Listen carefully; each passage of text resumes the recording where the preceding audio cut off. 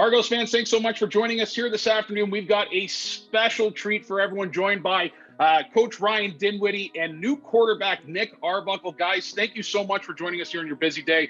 I'm assuming you guys got better things to do than sit here and chat with an old stiff like me, but we thank you for coming on as we gear up for a busy season and the season just around the corner. Coach, I just want to say we haven't spoken with you in a while. How are things? What are you up to, and how are you keeping safe? Good.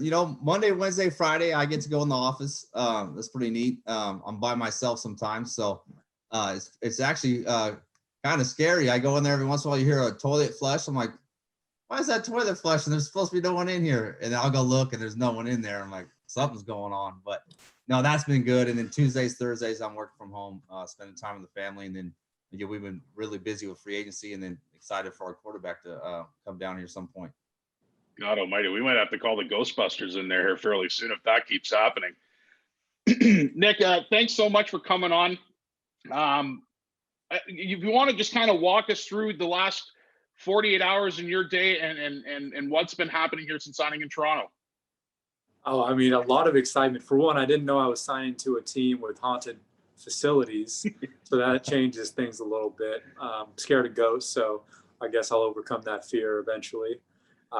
But no, it's been so exciting. I mean, obviously, ever since I signed, it's been a whirlwind of signings for us in Toronto. It seems like every time I check Twitter or any kind of social media, we're announcing a new big time, free agency signing, and free agency hasn't even really started yet. So I can't wait to get started with this team and with this roster. And just from the people that I do know that we have signed and they're going to be on the roster, I mean, everybody's such a high character guy, not just, great football players, but great people. And we all mesh well together. The guys who have been in the locker room together in Calgary. So it's going to be really exciting to see how everything unfolds this season. Nick, when we got to speak with you last week, you said that, a bit of a challenging year in signing with Ottawa, not being able to play there, and then all of a sudden now signing in Toronto. You said that you kind of feel like this is a place you're supposed to be. And I'm wondering if you can elaborate on that a little bit more. Yeah, I mean, I think that everything happens for a reason, and we're supposed, we are where we're supposed to be when we're supposed to be there. And, I don't regret signing in Ottawa and having the year that my family and I have had in this city so far.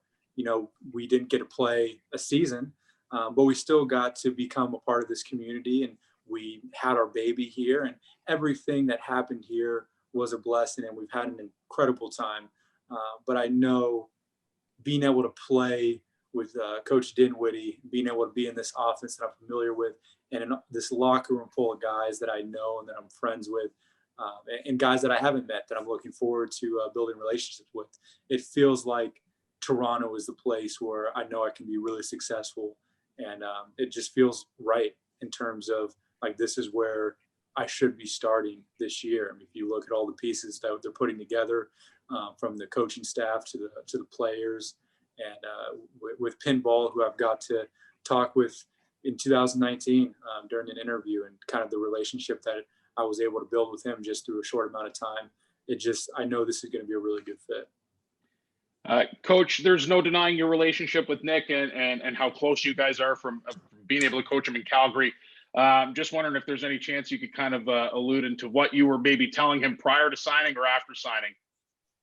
We didn't have any conversations. I talked with the agent from time to time. I try to stay out of Nick's. It just wasn't right to communicate with the player. I tried not to do that. But as soon as it happened and they released him, we got on the phone and talked. And he knew I was a big fan even last year. It just didn't work out. Last year was bad timing for both of us and how it all played out. But I was always a fan. And I told Nick when I was coaching him last year, I coached him really hard, and I brought him in my office. I said, look, I coach you this hard because you might be playing for me someplace else next year. Right? And that's not maybe the right thing to say when you're working with another organization, but that's how I felt, and I believed in the kid. And that's what I told him. So, and now we're here together. So that's pretty exciting. The guy that I've built that rapport with, and I've coached hard, and he takes it and he moves on, and he never blinks, man. He never flinches. I love the kid.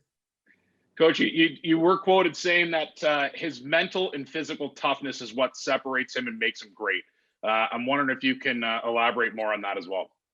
Well, you're never going to have anybody work harder than him. Like he's actually going to beat me to the facility because I'm not getting there at 4:30. I'm more of a 5:36 guy. So and that's pretty early. I get up at 5, but yeah, I'm not getting there at 4:30. But he handles all that. He's going to be a great coach one day. I told him that too. Like when football's all done, you're going to be on my staff at some point. So he's a coach in pads, and he does all those things that you want out of a quarterback. So I appreciate that, and he elevates the room and through his work ethic, it makes guys have to come to par with the same work ethic, and he brings a lot out of the receivers. He communicates well with them, and I'm looking forward to what he's going to build with these guys and the bonds that he's going to build.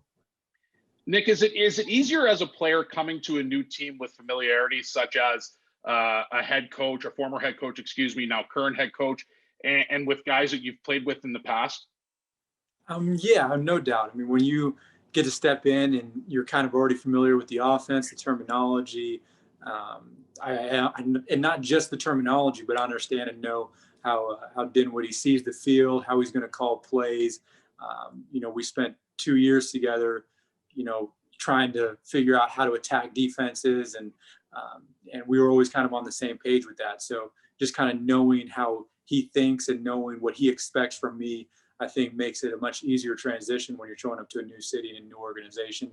And then as well, looking forward to reconnecting with a lot of the guys that I used to spend a lot of time with in the locker room, spend time with outside of the facility. My wife is really close friends and good friends with Breskison's girlfriend, and me and Bresk and Eric and Davaris, we had a lot of fun times there in Calgary, as quarterbacks and receivers usually tend to mesh pretty well and spend a lot of time together. So I'm really looking forward to spending more time with them and hanging out with them, seeing them in the locker room, as well as some of the other guys like Law and Hughes and stuff that I've got a chance to win a Grey Cup with a couple years ago.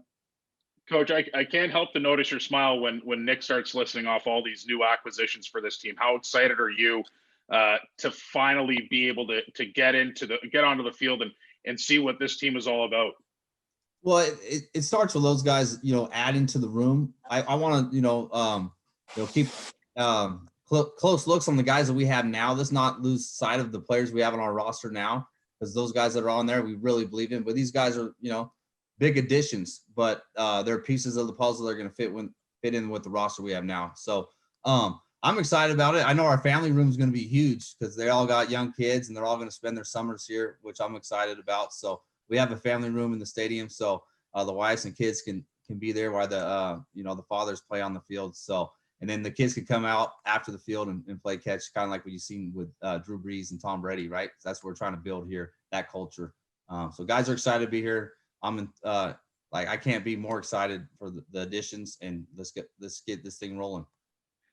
We'll end on this, Nick. I want to quickly ask you. I mean, your time in the CFL, and everyone knows about it. I mean, you played behind and played with one of the best quarterbacks in this league, in Bo Levi Mitchell. How much has he helped shape and mold you as a quarterback at what you are today, and how much do you take away from your time playing with Calgary and him, and bring it on as potentially being a big-time starter in this league? Yeah, I mean, I would say one of the biggest things that I've learned from him, just kind of being, with him for 2 years, just how to be a professional. And I think that, nobody really does it better than Bo in terms of, he gets to the facility. I mean, I know Dinwiddie talked about me getting there at 4:30. I started getting there at 4:30 because Bo was getting there at 5, and I was like, I got to be the first one there. So I'm going to keep showing up just before Bo gets there. But, Bo did everything the right way, in the way he prepares, the way he leads in the locker room. And from my brief time there in 2016 and then 2018 and 2019, Bo became a better and better teammate and friend. He just continued to grow as a player and as a teammate. And so it was great to kind of be a part of that and to see how he balanced family life and having kids and having a wife, and also being able to play this game, in the CFL at a very high level, at the highest level, as one of the best quarterbacks to ever play in this league. And so, there's a lot of things that I take away from him on how to just be a professional quarterback in this league, and how to prepare and how to make sure that I'm mentally and physically, ready for whatever challenge comes. I think what we may have to do is we may have to get you a key and a cot to BMO Field. That way, at least you're the first guy there and you can beat everyone in.